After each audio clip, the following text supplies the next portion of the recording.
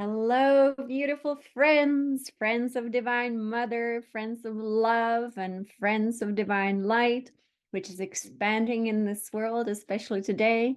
We had several X-class solar flares, and we know from Divine Mother's teachings that this world is being transformed through solar light, and not just the solar light of our own sun, but also our central sun and the galactic core that has already emanated plasma that is moving through this galaxy, that is moving through the solar system. And so all these events, of course, are absolutely divinely orchestrated, and everything that is happening in this world is a transfiguration of matter. It is the transfiguration of our human bodies. It is the transfiguration of the planetary body. The body itself, it has been so misunderstood because obviously very few people had access to these very ancient memories where we would find the original design, the God design for the human being. And so this ascension process is actually a restoration of our God design. And even beyond God, I learned from the creator of all that is, that I would say is even the one beyond what we call God. So I want to say the creator design, when we as human beings were created to be the divine human beings. The original design of the human divine being was to simply take the beautiful form that we would call the physical body, the vessel, and it would then be a beautiful, perfect, a really perfect vessel for consciousness. And so consciousness would be then expressed through the channels that we could call chakras, these vortices, and the light of the divine self was originally to be emanated through the system of the 12 chakras into this world through the vessel. So this design was the original design. So now ascension process in a way is going back to the original creator design, but at the same time, of course, moving forward as we always do, and it forward not in time, but actually forward in evolution. And so everything is again evolving. The solar flares that we are experiencing in this world are the ones that are transforming the form. It really started massively happening, of course, in 2020, when the body itself was releasing this ancient density that has been toxically poisoning our genome, human genome, our DNA, our cells, our channels, our nervous system, our brain centers. When I started to experience these transformations within my own physicality, it always came as solar energy, and I would get struck by the solar energy, and the solar energy would release and rewire. Now, of course, if you rewire the human physicality, you will be able then to channel your divine self more and more and more. It's pretty amazing. Also, what it dissolves the limitations. It dissolves the identification with the physical body, meaning, of course, I am not the body, I am not the face, I am not the name, I am not the woman, I am not the man, I am not this age, I am not my history. All of that starts dissolving. And so we are all experiencing it right now. I put everything in a video, and many videos actually, in 2020. I think I made hundreds of videos in 2020 because it was such a big revelation.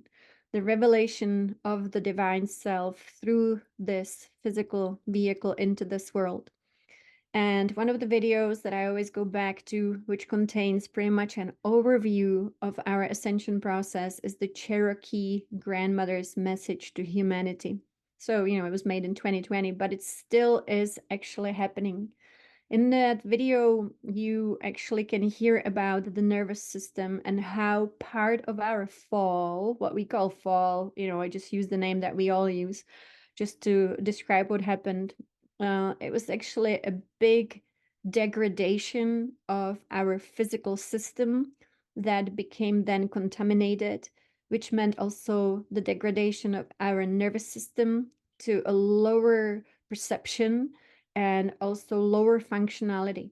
So it was a big split between the right and left hemisphere that today we would call normal. And as Divine Mother always says, anything that we call normal in this world is very suspicious, and we should question that the most. And so it was the split between the right and left, and it was the basically fall of our life force. We fell in nervous system, we fell in life force, we fell into those first three lower chakras instead of having all 12. And then we started to call our life force dormant. Again, everybody in this world then started to teach things about the dormant Kundalini, but actually forgetting the original design, the creator design, where nothing is dormant within us and it is all fully ignited. It doesn't make sense to create beings that would be disconnected from source. It doesn't make sense to make dormant beings. And so that was the fallen design. And this ascension process, of course, it's a big shift. It's a shift unlike anything we have experienced before. And we all came here for this. And so the solar energy is something to pay attention to as this body is being transfigured more and more and more to return to the design in which this form can fully hold our consciousness and express the consciousness into this world in an undistorted way. So when you see something like, I recommend following space weather, because Divine Mother said this world has to return to natural magnetism, which means the planet itself, and I want to say actually herself, is restoring her rainbow body, and so are we. Again, just going back to all the traditions that we have known in this civilization. We had so many beautiful traditions, the teachings of the rainbow body, the ascension teachings of the Essenes, of the mystics, the yogic teachings, the Taoist teachings, all of it, of course, the shamanic teachings, teaching us about something that used to be actually our true nature. But then, because of the distortions, it sounded like it's something to be achieved. It's something like, oh, we need to like meditate, 600 years in a row to be able to achieve the rainbow body. Well, it was all because, we lost something that used to be our own. And so now we are transforming as the Earth restores her magnetism through these solar events. We too restore our magnetism through these solar events. When I see these things, when I'm out of body looking at it from these higher realms, everything seems to be, always what Patricia calls blink of an eye. So I always say, hopefully it's a blink of an eye. But from higher realms, everything just happens so fast, even to the point where Yogananda said that when, the creator looks at everything that ever happened in cosmos, it seems like just, one split second. So definitely time just doesn't behave the same way it behaves here in these higher realms. But these solar events are transforming the magnetic field of the earth and also the magnetic field of you, the magnetic field of every cell, the magnetic field of your own heart, which means we are returning to the loving magnetism of Mother Earth. So again, if you have Space Weather app, I definitely recommend paying attention, having having the app tell you when there are solar events so that you can go and benefit from it, which means, for example, today we had 2x6 point something solar flares. That's huge. And of course, yesterday, I think it was X1, and it disturbs, for example, the communication systems on this planet. So think about it, what it does, right, to our own body. And so we have to welcome these changes. This can mean that some people feel, emotionally off, some people feel mentally off, some people feel physically off, but also aligning with it. So for me, when I see that there's a huge solar event happening like this, I go outside and I meditate in the sun or put feet on the ground and just truly aligning with these changes, because you want your body to be able to truly go with the flow of what's happening here, of course. Wonderful. One way to always attune yourself and clear yourself is with Om. And I know this team is a team of incredibly knowledgeable, dedicated mystics. And so I believe that all of us by now practice Om every day because it's really important. I see a beautiful spiral here. That's a good one. That's a very, very good one.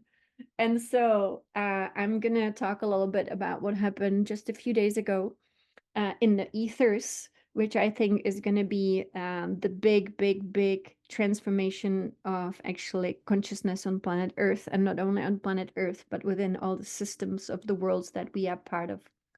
So, Divine Mother has been guiding us for quite a bit now. She first really appeared to me in 2017, and ever since then, it's just been an incredible journey of unfolding.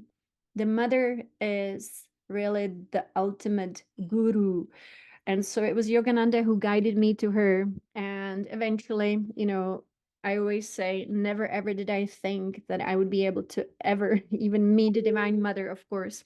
But it's silly because, of course, she's the mother of all of us. But, it's just a human in me didn't think it was even possible. So when she appeared first in 2017, I thought that was absolutely the highlight of my life and nothing else could beat this. But I was so surprised when the mother kept guiding, guiding, guiding, revealing so much about who we are, why we are here, what happened to this planet. But then eventually introducing the Divine Father to us as well. And again, I thought it was the highlight, of course, can it get any better than that? But then eventually, even the Divine Father was guiding us into what I would call the Absolute. And the Absolute is almost like a field of divinity within which all is, and yet all is in its purest potential, invisible. There's nothing happening, and yet it's just pure bliss. So all the mystics describe it the same way. And today we will hear from Yogananda. I found a little video. Somebody was reading from his book when Yogananda had the experience of cosmic consciousness, which will be really valuable to all of us mystics as well, to attune to these beautiful self-realization sharings. And so a few, I guess, weeks ago, months ago, maybe 2 months ago, I saw an interview with a young man. He lives in Mexico. He is born in Mexico. His name is Arturo, and he goes by the name Arcturus. And he's got a website, Escape from the Matrix, where he teaches out-of-body travel. Now, I'm always curious about out-of-body travel because that's something that I do myself. And so when I heard Arcturus doing his interview, I could recognize that he truly does travel out of body. So I really wanted to speak with him. And we ended up, a group of us here from the Green Tara group, it was 14 of us. We ended up in the jungle of Mexico with Arcturus practicing out-of-body travel. So some of you might be here on the call right now. So how exciting what we got to experience. So here you see Arcturus and his partner Esther, who came from Spain to teach with Arcturus this beautiful work. And we had so much fun and beautiful things unfolded that I will be sharing about here. So we went to the part of Mexico, which is on the west coast and north of Puerto Vallarta. And we went to the jungle of Alta Vista, and we stayed at a campground with very few other people. So it was mainly us being able to even look at the beautiful west coast of the Pacific Ocean. So it was quite exceptional and very pure. And a lot of beautiful self-realizations came just from being in that pure nature. And so we went into this Alta Vista kind of ancient temple with a lot of petroglyphs on these magnificent rocks. And again, these days, archaeologists, they come up with a lot of different stories about things, but they, of course, modern archaeology still doesn't believe that there were ancient civilizations. And so we did 2 days of meditations, and then at night we would practice out-of-body travel. And this, of course, happened without any assistance of anything else, meaning no plant medicines, but just meditation and waking up in the middle of the night. So this is our beautiful group with Arcturus and Esther. So again, so much gratitude for all of you and who, participated in this amazing adventure. So the site itself has all these incredible petroglyphs, which you will see on many different rocks, including, of course, the spiral, which I will speak about what it really means and how spiral now will be helping us to restore our own consciousness, to remember the beautiful design of the central suns and how the sun is actually so important not only for this world but in not just our sun but so many suns within all the worlds that are like source at the core of a system emanating energies that we would call source energies. So at night, Arcturus had a technique which I haven't practiced myself before, where you wake up in the middle of the night with an alarm clock. So I've never set my alarm clock to do out of body travel, but if I am awake at night, I will always practice breathing through the spine, chanting Om in my third eye, laying on my back, and trying to, you know, I would say, really precisely move out of body.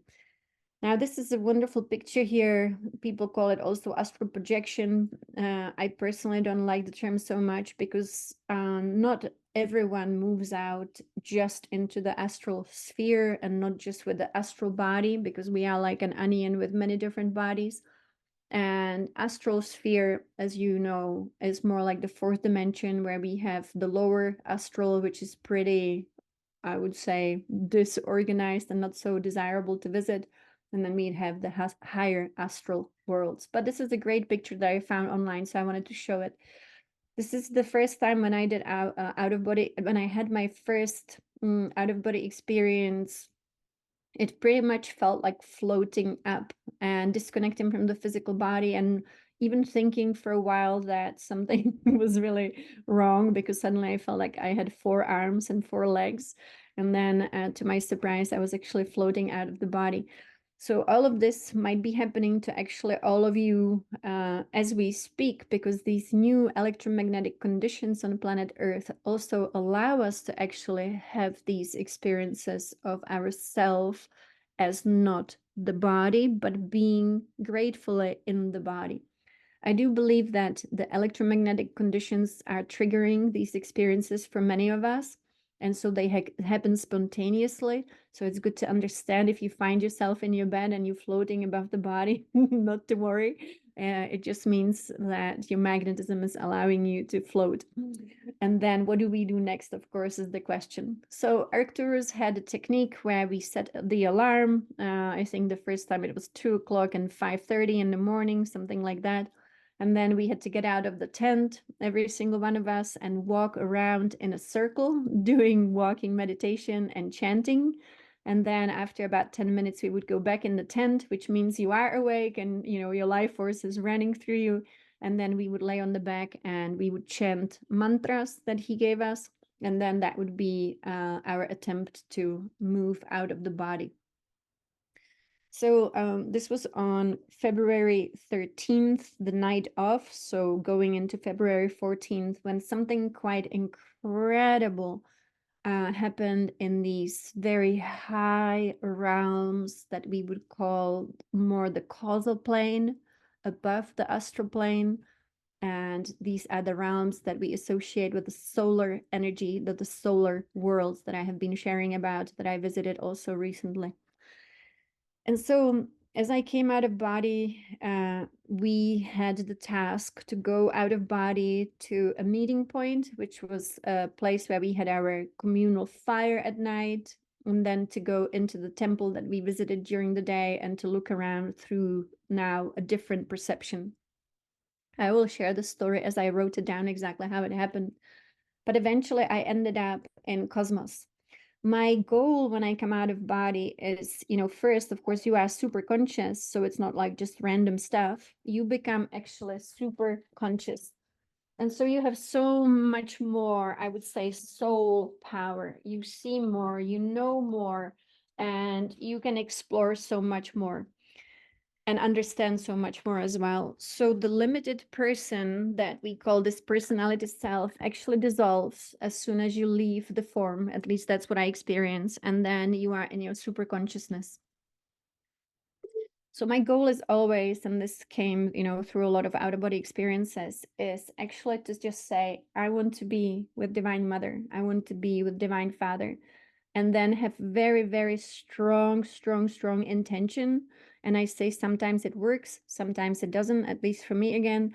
And now and again, I end up in the realms with Divine Mother and Divine Father God. So this time it worked so beautifully, which I also give my gratitude to everyone who was present, because I do believe that, obviously, when you are surrounded by great mystics, you get to have better mystical experiences yourself. And so I ended up in Cosmos, looking at something very similar to what you see here, with all the beautiful elements of cosmic creation. But what was so incredible is that that night, so that already was the 14th of February, which many people celebrate as, the Valentine's. I don't even know where it comes from, Valentine's, but many people celebrate it as, a holiday of love or something like that, right? Celebration of love.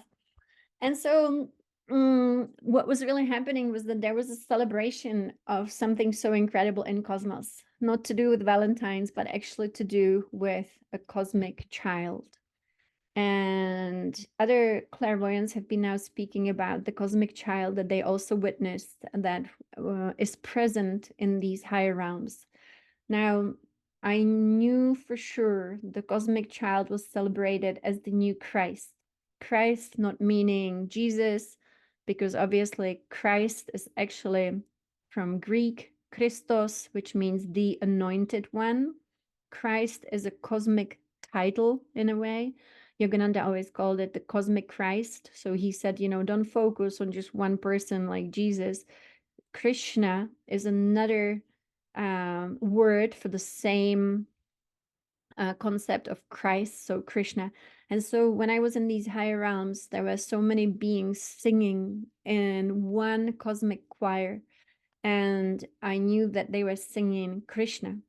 So I could hear them, and actually I completely melted in this big emotion, or at least a state of absolute awe and bliss and love and joy. And even in your etheric body you can have tears of joy. And so my etheric body started to completely cry, and I couldn't stop it, because it was the most moving celebration in higher realms I've ever participated in. And it was the celebration of the new Christ. So the baby that was presented in these higher realms was not a small baby. If you can think of, cosmic creation with multiverses, a multiverse is a pretty big field of creation. So this baby was definitely, a cosmic baby, so huge. And what was so interesting is that very often when you are in these solar worlds, the beings don't look at all like what we would call here like light beings, like kind of a translucent light. They actually very often have their body in a way almost, you would say, covered in pure metal, so pure gold, and they shimmer, and you see that it is metal. I call it the cosmic metal. It's inexplicable, but it makes sense why then we would have so many cultures that actually created these gods in gold. And so I've witnessed these beings many, many times. I've been visited by them many times too, especially since 2020. And they really are, you would say, like made of metal. So here we have, I think, Osiris, I believe, made of metal. Here we have Krishna, made of metal, golden metal, but that's what they look like in higher realms. And so this cosmic baby Krishna was actually completely golden. And these beings were just celebrating the Krishna. And sometimes you experience things, you don't get to retain all of it, but the mantra that they were singing started with Om. So it was one big cosmic Om that all of them sang together. I could see all these angelic beings singing along. And then the second word started with an H, and I didn't get to retain exactly what it was, but it was either Ham or Hare. And then the two words that follow, that's how I know it was Krishna. It was Krishna, Krishna. And then they kept singing, and it was just incredible. So to me, there is a new Christ being that was celebrated really the morning of February 14th in these highest solar realms. Now, some people who have seen the same thing, they say that this being will be born on planet Earth. I don't know, maybe. but that was not part of the information that actually I was able to see or receive. But wouldn't that be wonderful? Wouldn't that be wonderful? The second coming of Christ to be actually a birth of a new Christ being on this planet. Imagine the vibration that was bring to this world, the frequency, you know. Um, some of us, of course, have experienced what it's like to be in the presence of great vibration, like Yogananda. We just came back from Encinitas we were there on Sunday, so came back on Monday in Yogananda's hermitage. So some of you met me there too and met with us there. And so just to be in Yogananda's house, in his hermitage, you still feel, and you don't imagine it, you don't like think, you don't make it up. It's there. The vibration is still there till this day. Yogananda left this world in 1952. So think about it. The vibration has never disappeared. It's there. And so the same with, of course, these Christed beings who are fully Christed. When they come into a world, of course, they change the whole vibration of the entire planet.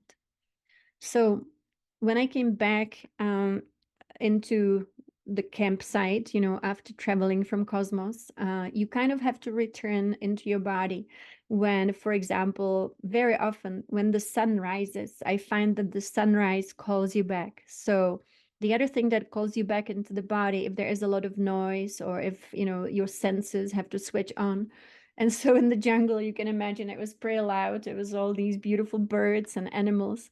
And so when I came back close to the body, I realized I still am vibrating with the cosmic consciousness, so I didn't have to fully integrate into the physical body. And so I like to always, I say, you gotta milk it, right? When you're out of body, you have to milk it. What else can you get? Are there any messages? What else can you hear that normally the human being doesn't hear? And so this male voice started to repeat, the doors will open and the energy will flood the earth. And it was on repeat, So I was like, okay, so the doors will open and the energy will flood the earth. Good. So it was about energy. It was not exactly about, some kind of tsunamis and floods. But how wonderful that this energy is actually now flooding the earth.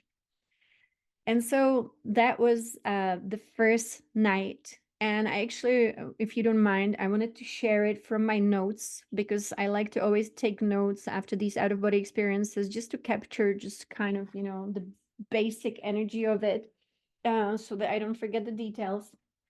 And I find that, when you write down these experiences immediately as they happen, you actually record the energy. And so it is the transmission. So I will actually share both experiences that I had on the 13th and the 14th, and hopefully you will find it useful. And so here it is. I'm reading from my little piece of paper here. And so it was the night of February 13th in Alta Vista, Mexico.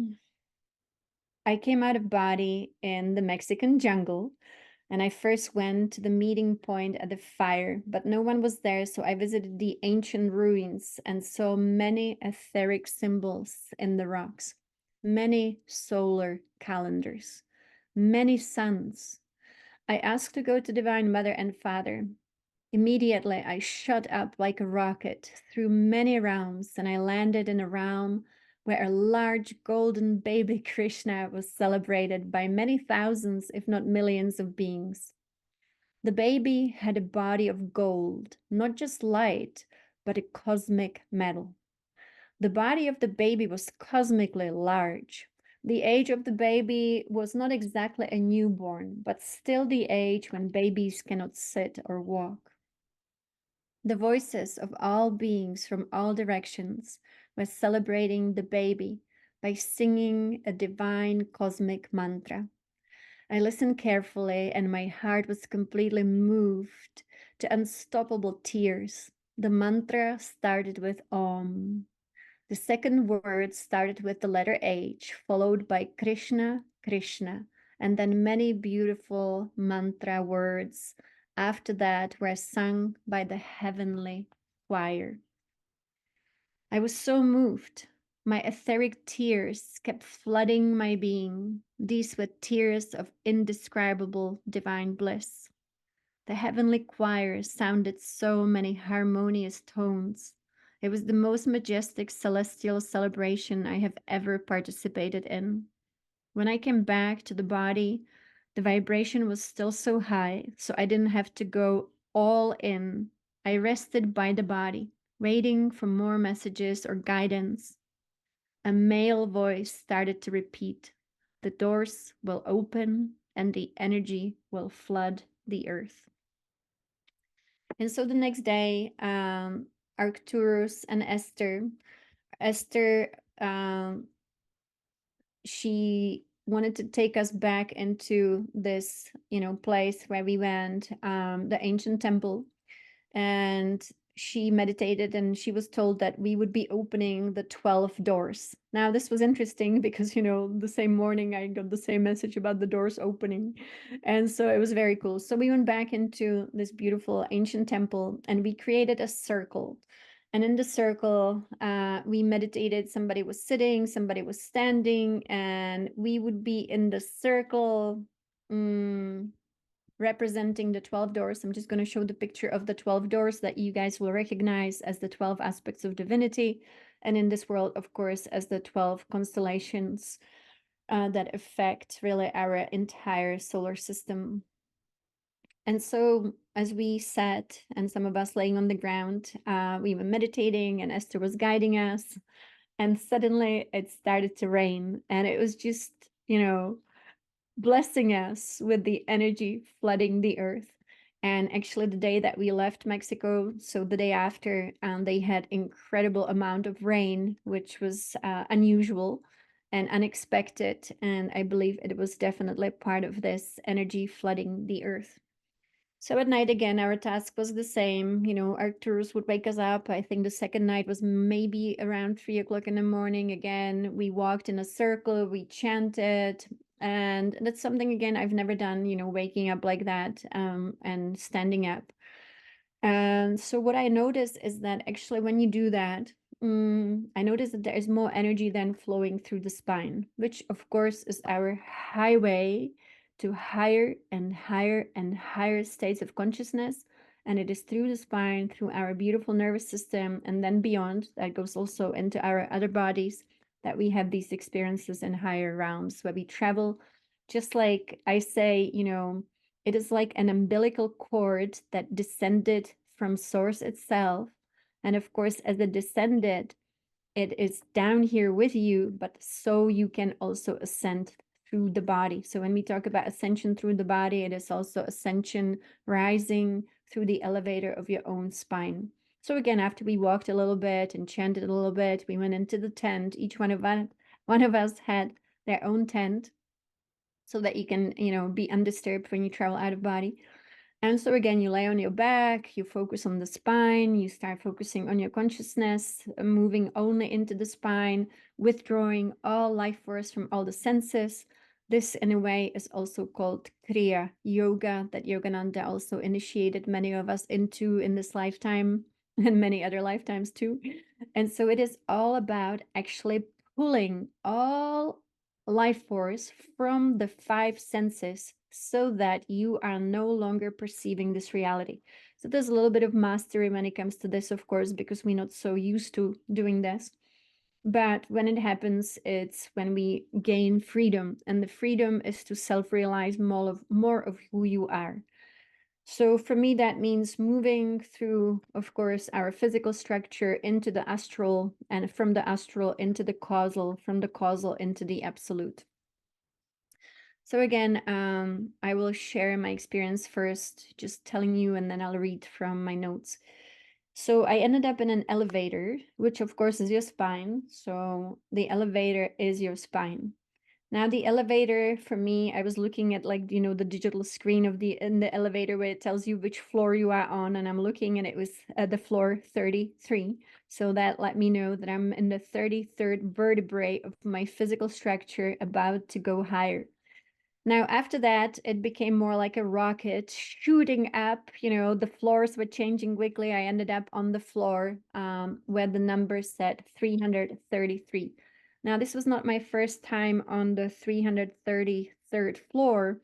And I experienced this before, where the solar worlds are coded as so is this world here. So if this world has the structure of the 33 vertebrae in the physical body, then the solar spine ends with the vertebrae 333. That's why many people are seeing these numbers and these codes really that are part of your structure. So as I ended up in this solar world coded at 333, I stepped outside and started to dissolve. Again, this is something that happens to us mystics, of course. When we start dissolving into cosmic consciousness, we become one with the entire cosmos. And this picture actually is very, very, very accurate. This is pretty much what you then see through your non-existing eyes. You dissolve completely and you start perceiving the entire cosmos within your consciousness, but you no longer have form. So I became one with this entire cosmic creation. And just like here you see, the galaxies as little dots of light, that's pretty much what then happens. We will also listen to Yogananda describing when he experienced this dissolution into this oneness with cosmos. It is the goal for each one of us. And I always say, it's a cosmic joke for me that, for example, I got to experience this for the first time with Divine Mother when she appeared, where she was testing my personal ability, for example, to dissolve like this. And I say I failed the first time when she asked me to do it because I had fear. And it was fear of actually dying. And so the mystics call it, of course, death. And as you know, we have the beautiful chant with Natnam Kaur, the prayer of Saint Francis of Assisi, where in death we are born.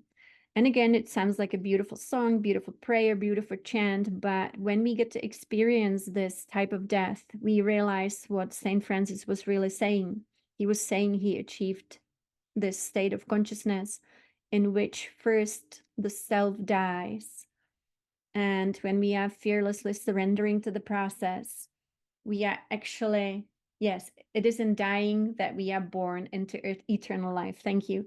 So basically, it has, the meaning to me that it's not about dying at the end of our life, but actually being able to experience the death of the limitation, which would be, of course, identification with the body-mind construct. And so then I was in cosmos like this, one with all of it, all at once, because all at once becomes part of you and your body doesn't exist. You don't have any senses except for oneness with cosmos. So you get to see how all works actually as if you were all of it at once. And I was looking at, but looking, it's hard to describe the perception at this level, but you just know that there is life force moving between all stars, all galaxies, all planets, all systems. And I witnessed this life force as golden serpents that move from a planet to a galaxy, from one star to another star, and uncountable number of these golden serpents moving and exchanging information, but also bringing life and bringing light codes to worlds. So it was really incredible. Now, the next thing that appeared, and this was the 14th of February. So that's when Patricia Cota Robles also made a video in her, new series where she's sharing mainly the information about the Grand Sun. And she said a new cosmic tone, I believe, will be sounded. And I got to witness the sounding of this cosmic tone. I saw a being within cosmos, like truly what would you call it? Like it was floating in cosmos, and it was as big as again, it's indescribable in size. Like universes, the size of a universes. And this being truly looked to me like the being that many of us are familiar with from Native American traditions, Kokopelli. But what was a little bit different about this being, so this being did look male to me, is a being of light expanded through cosmos, and he was holding a flute. It was pointing down, actually, not up, and he was sounding a cosmic tone. And he didn't have legs like he has here, but instead of legs, he just had a spiral, and the spiral looked exactly like what is coming out of his flute here. So that's why I chose the image. And so he was sounding a new cosmic tone through the entire cosmos. And as you can imagine, creation responds to tone and to sound, of course. That's why we chant mantras, that's why we chant Om.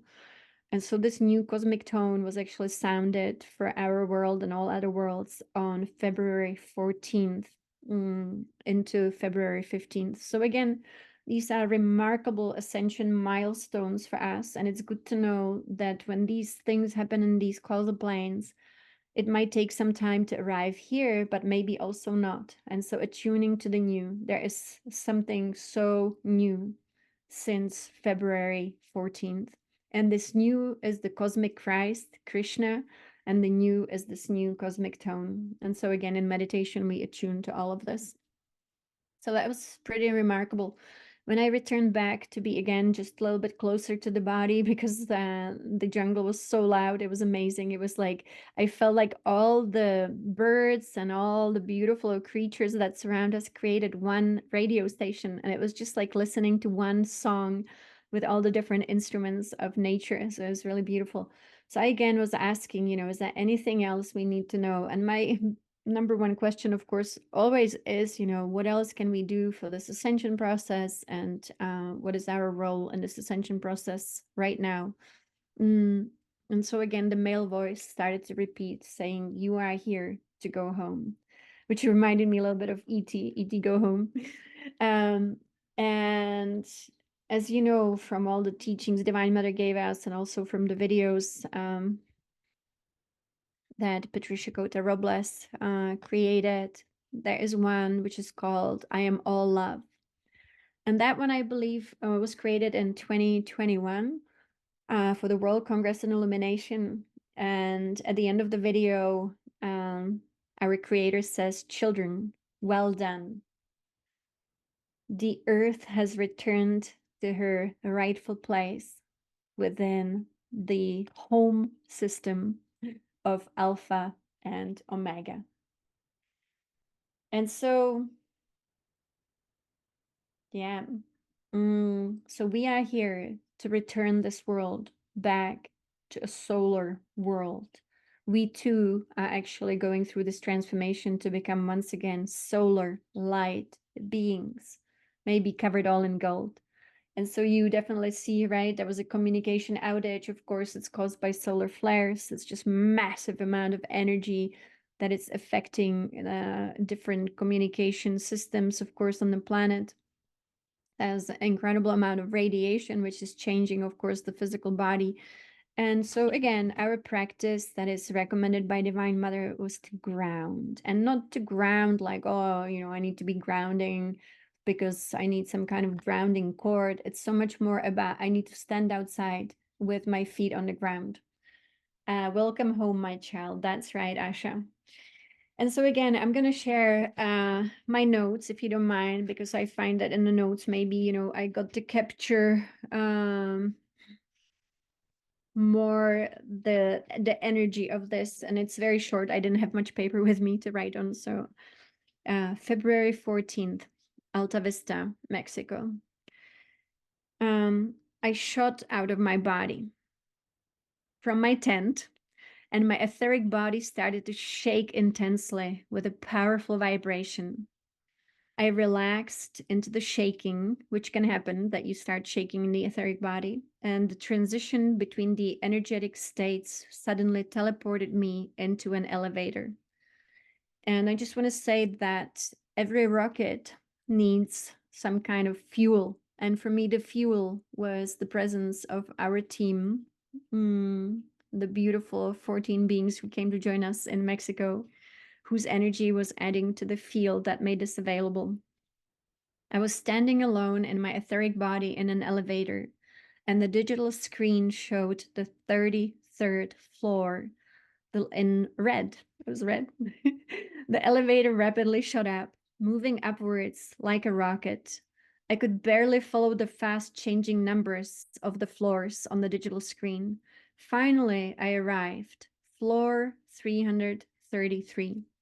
I have been to this realm before, and it is accessed when our life force reaches the top of the causal spine at the final 333rd vertebrae. As soon as I reached the very top of the elevator, which represents the multidimensional cosmic spine, I flew out and I became one with cosmos. I became the observer of the entire cosmic creation.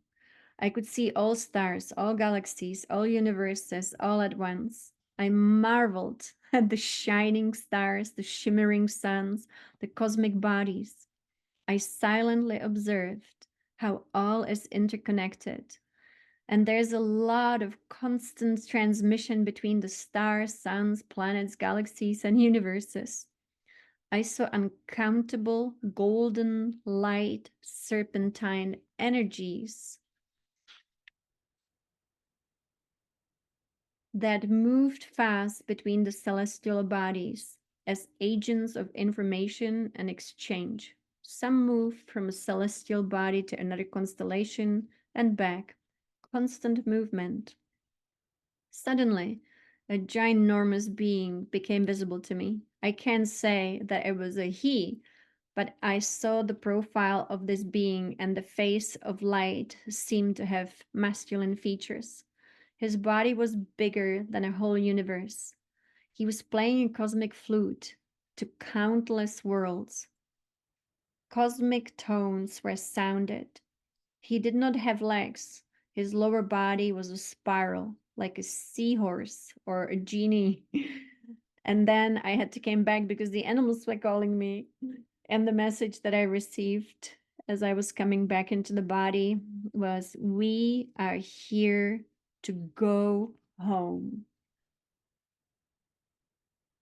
And so all of that in the Mexican jungle. I also, I wanted to play a video with Yogananda, but I will do that at the end. But I wanted to show you. So we just got back right after Mexico. Some of us met in Encinitas, and we spent a beautiful day meditating in Encinitas, and we were able to visit Yogananda's hermitage. We will be doing that again in March when they open again on March 10th. This is going to be the last time that I will be taking a group of people. So I think we have a few spots left. If you guys are interested, it's on a website. But what is so unique about this is where Yogananda lived. This is where Yogananda wrote the autobiography of a yogi. So the hermitage was closed for many years due to the so-called pandemic. And so they just reopened, and they open for 2 hours once a month. So you can go and visit, you can go inside, and the vibration was just incredible. But why I wanted to show you this, so first of all, we meditated at the St. Francis tree, of course, and nobody lives in the hermitage, and nobody, I think, will ever live in the hermitage, because the purity of Yogananda's frequency, we want to maintain it as is. And this is the tree of Saint Francis of Assisi. He was Yogananda's favorite saint, and our team captured this beautiful golden ray coming down to the tree. Now, we went to the beach to build some spirals. I wanted to show you my first spiral that I built. This was in, the temples in the ancient site in Mexico. Because we saw so many spirals here, and when you touch the earth, she reveals to you whatever is needed. And she told me what's really needed right now is to build spirals, and not exactly to draw them, but actually to really build them out of stone onto her. And she said, no matter how small, no matter how big, it doesn't matter, as long as there are spirals. And she asked for many spirals. So I quickly built the first spiral, starting in the center with the central sun. And then as I was just building and putting the little stones together, it actually was changing my consciousness, moving me into self-realization of the central sun and many central suns. So like what I saw out of body was, the many solar calendars, being able to track all the suns that are actually emanation of source energy. This is really important. Each sun, Divine Mother said, is a replica of source. So in a way, like you have stepping down of the energies from source through the sun. So the suns, of course, play the most important role in a solar system. And so we have then a central sun for us here. Obviously, it's the physical sun, but we have many other central suns. And so as you build your spiral, if you make it your hobby, which I invite everyone to start building spirals, you when you look at it, it activates something in our actual ability to remember who we are and where we come from. The other night, I received, the invitation to come out of body, but I have to say I was a little lazy, so I didn't actually do it. But I stayed in the body and I started to just dream, which is another way to receive information. It was really funny because I started to receive information about which universe we come from and which sun we come from.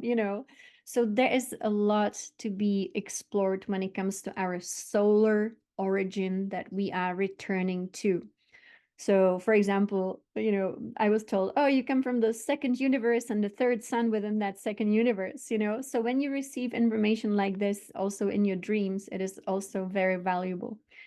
So, in Encinitas, I really wanted to take the team to the beach. And if you have been to the Encinitas beach, this is what it used to look like. It's called the Moonlight Beach. And Yogananda's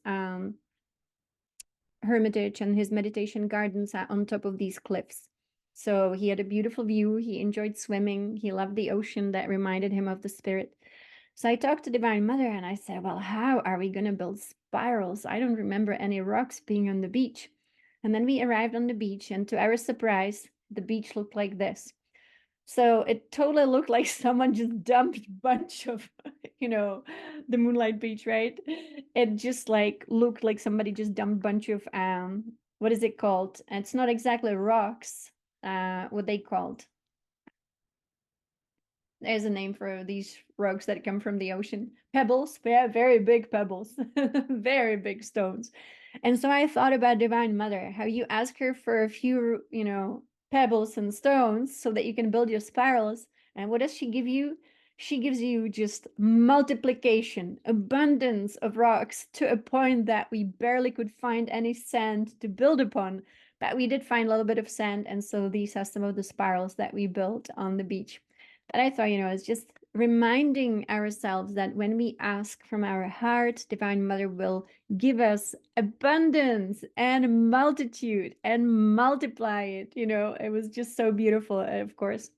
So that was the beautiful sunset. The same thing, I asked Yogananda if we could have one sunny day because everything else was not very sunny. It was raining and kind of very cloudy and not very, good for if we want to meditate outside all day or meditate on the beach or meditate in the gardens. And so we had a beautiful, beautiful sunny day with a beautiful sunset. And then we ended after the sunset with a meditation. And so I wanted to actually share with you guys a video. And I know that normally I do these events exactly for an hour or kind of, so it's not too long.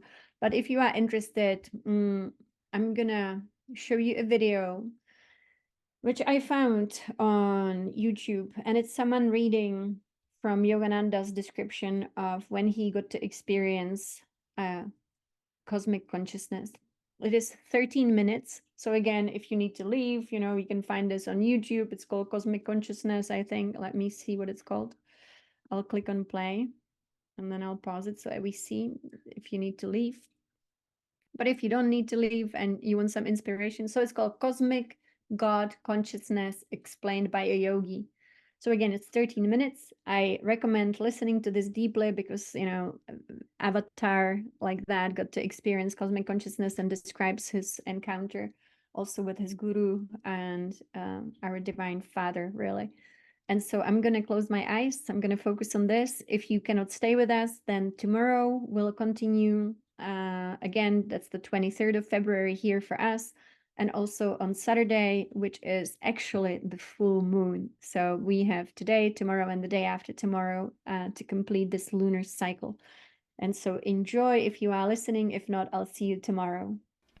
My body became immovably rooted. Breath was drawn out of my lungs as by some huge magnet. Soul and mind instantly lost their physical bondage and streamed out like a fluid-piercing light from my every pore. The flesh was as though dead, yet in my immense awareness I knew that never before had I been so fully alive. My sense of identity was no longer narrowly confined to a body, but embraced the circumambient atoms. People on distant streets seemed to be moving gently over my own remote periphery. The roots of plants and trees appeared through a dim transparency of the soil. I discerned the inward flow of their sap. The whole vicinity lay bare before me. My ordinary frontal vision was now changed to a vast spherical sight, simultaneously all perceptive. Through the back of my head I saw men strolling far down Rai Ghat Road, and noticed also a white cow who was leisurely approaching. When she reached the space in front of the open ashram gate, I observed her with two physical eyes. As she passed by behind the brick wall, I saw her clearly still. All objects within my paranomic gaze trembled and vibrated like quick motion pictures. My body, masters, the pillared gateyard, the furniture and the floor, the trees and sunshine, occasionally became violently agitated until all melted into the luminescent sea, even as sugar crystals thrown into a glass of water dissolve after being shaken. The unifying light alternated with materialization of form, the metamorphosis revealing the law of cause and effect in creation. An oceanic joy broke upon calm, endless shores of my soul. The Spirit of God, I realized, is inexhaustible bliss. His body is countless tissues of light. A swelling glory within me began to envelop towns, continents, the earth, solar and stellar systems, tenuous nebulae and floating universe. The entire cosmos, gently luminous, like a city seen afar at night, glimmered within the infinitude of my being. The sharply etched global outlines faded, somewhat at the farthest edge. There I could see a mellow radiance, ever diminished. It was indescribably subtle. The planetary pictures were formed at the grosser light. The divine dispersion of rays poured from an eternal source, blazing into galaxies, transfigured with ineffable auras. Again and again I saw the creative beams condense into constellations, then resolve into sheets of transparent flame. But rhythmic reversions, sextillation words passed into diaphanous luster. Fire became firmament. I cognized the center of my ephraim as a point of intuitive perception in my heart. Irradiating splendor issued from my nucleus to every part of the universal structure. Blissful Amrita, the nectar of immortality, pulsed through me with quicksilver-like fluidity. The creative voice of God I heard resounding as Om, the vibration of the cosmic motor. Suddenly the breath returned to my lungs. With a disappointment almost unbearable, I realized that my infinite immensity was lost. Once more I was limited to the humiliating cage of a body, not easily accommodative to the spirit. Like a prodigal child, I had run away from my macrocosmic home and imprisoned myself in a narrow microcosm. My guru was standing motionless before me. I started to drop at his holy feet in gratitude for the experience in cosmic consciousness, which I had so long passionately sought. He held me upright and spoke calmly, unpretentiously. You must not get overdrunk with ecstasy. Much work yet remains for you in the world. Come, let us sweep the balcony floor, then we shall walk by the Ganges. I fetched a broom. Master I knew was teaching me the secret of balanced living. The soul must stretch over the cosmogonic abyss, while the body performs its daily duties. When we set out later for a stroll, I was still entranced in the unspeakable rapture. I saw our bodies as two astral pictures, moving over a road by the river whose essence was sheer light. It is the Spirit of God that actively sustains every form and force in the universe.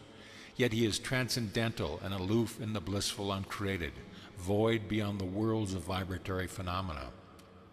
Saints who realize their divinity even while in the flesh know a similar twofold existence. Conscientiously engaging in earthly work, they yet remain immersed in an inward beatitude. The Lord has created all men from the limitless joy of his being.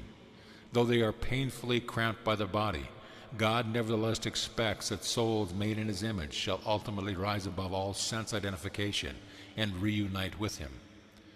The cosmic vision left many permanent lessons, but daily stilling my thought, I could win release from the delusive conviction that my body was a mass of flesh and bones, traversing the hard soil of matter.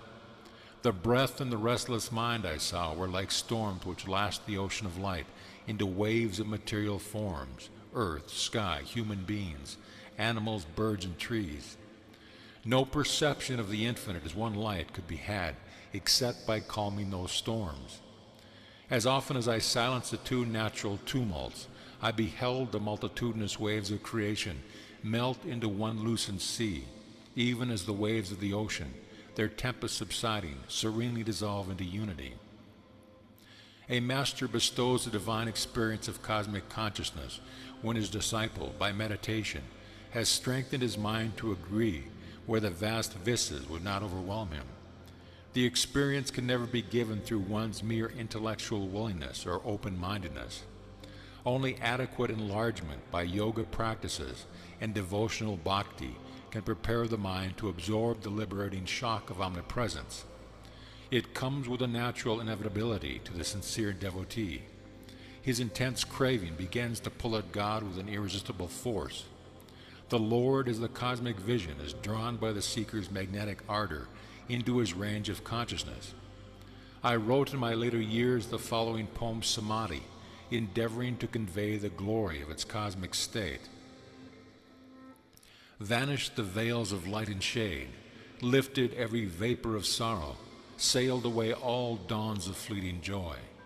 Gone the dim sensory mirage, love, hate, health, disease, life, death, perished these false shadows on the screen of duality.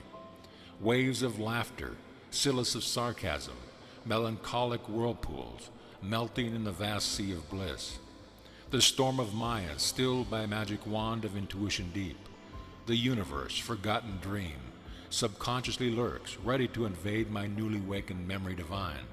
I live without the cosmic shadow, but it is not bereft of me. As the sea exists without the waves, but they breathe not without the sea. Dreams, waking, states of deep, Turiya sleep.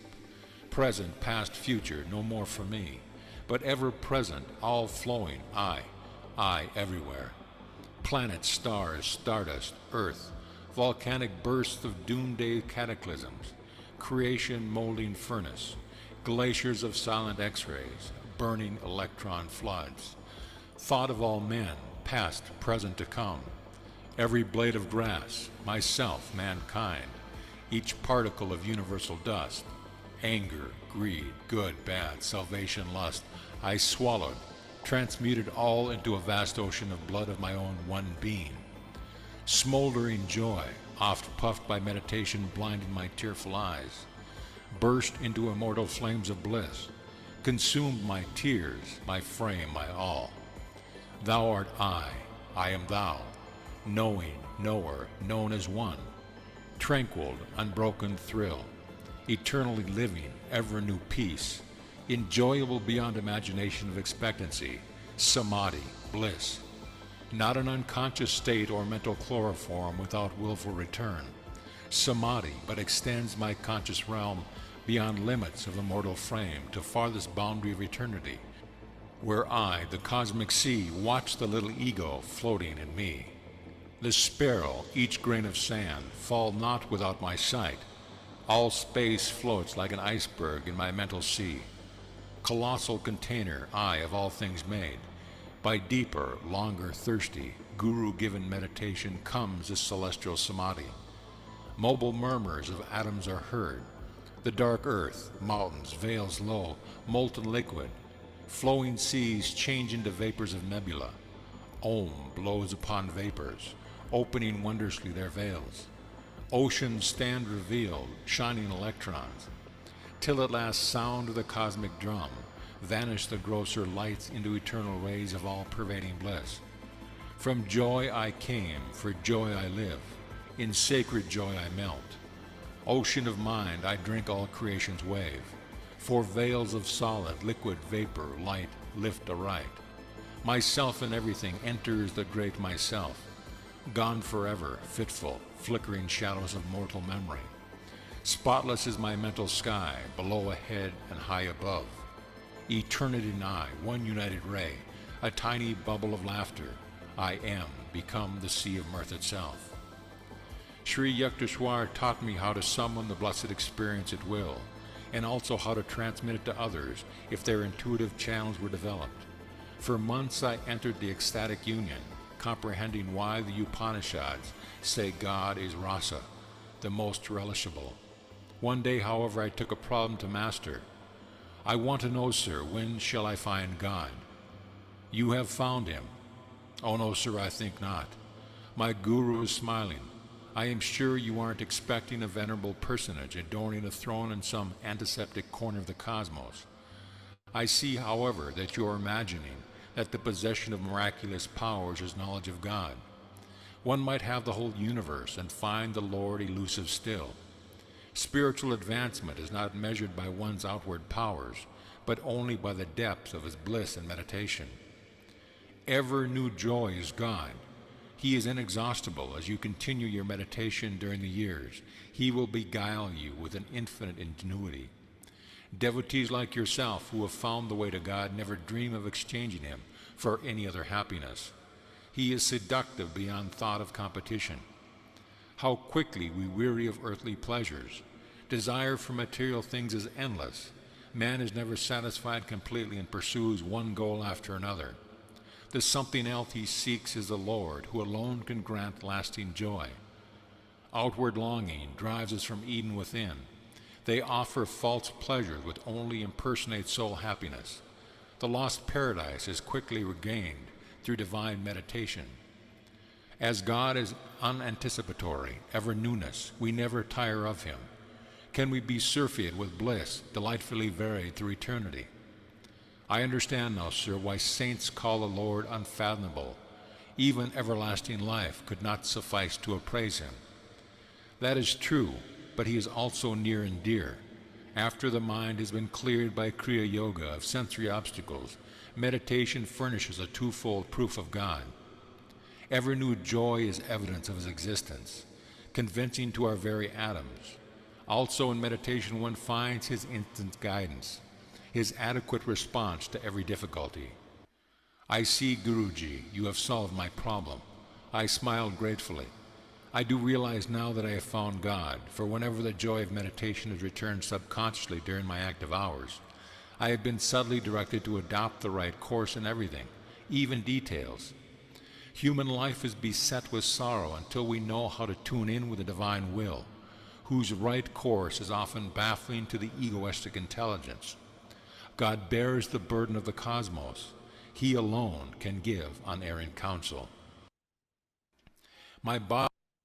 And so it is. I love how Yogananda said to prepare for the liberating shock of omnipresence. And so that's what we do here. We prepare for the liberating shock of omnipresence. And so, once again, thank you so much for being here. Keep breathing through your spine, preparing yourself for the liberating shock of omnipresence that is happening in this world right now through these beautiful solar events. And so, once again, huge gratitude for all of you, and hopefully see you tomorrow and the day after tomorrow. So, thank you.